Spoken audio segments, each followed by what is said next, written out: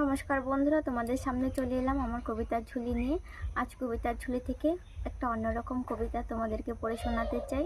শরীরটা ভালো নেই, তবু মনটা মানতে চায় না, তাই একটা কবিতা তোমাদেরকে পড়ে শোনাতে চাই।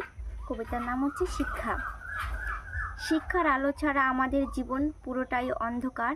শিক্ষার আলো জ্বালা প্রতিটি ঘরে ঘরে দরকার।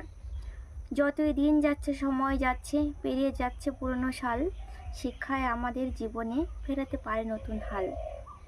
যেখানে যাও শিক্ষা ছাড়া মূর্খ সবার কাছে, তাই শিক্ষা ধনী দরিদ্র সবার দরকার আছে।